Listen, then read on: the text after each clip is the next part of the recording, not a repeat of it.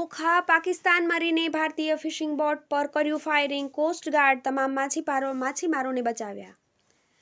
ભારતનો પાડોશી દેશ પાકિસ્તાન જાણે સુધરવાનું નામ જ નથી લઈ રહ્યો। રવિવારે મોડી રાત્રે પાકિસ્તાન મરીન દ્વારા ફાયરિંગ કરવામાં આવ્યું હતું, જેના કારણે માછીમારોની બોટ ડૂબી ગઈ હતી। જોકે સદનસીબે માછીમારોનો બચાવ થયો હતો, પરંતુ માછીમારની બોટ દરિયામાં ડૂબી ગઈ હતી। સમગ્ર ઘટનામાં ભારતીય કોસ્ટગાર્ડ દ્વારા માછીમારોનો બચાવ કરવામાં આવ્યો હતો। કોસ્ટગાર્ડે માછીમારોનો બચાવ કર્યો। મળતી માહિતી મુજબ રવિવારે અરબી સમુદ્રમાં IMBL નજીક ફાયરિંગની ઘટના બની હતી, જેમાં ભારતીય માછીમારોની બોટ પર પાકિસ્તાન મરીન દ્વારા ફાયરિંગ કરવામાં આવ્યું હતું।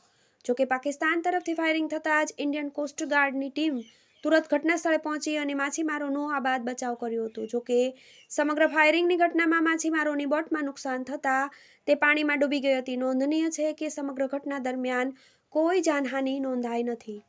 ગુજરાતના માછીમારોમાં ભયનો માહોલ। બપોર બાદ કોસ્ટગાર્ડની ટીમ માછીમારોને ઓખા બંદરે લઈને આવશે તેવું જાણવા મળી રહ્યું છે।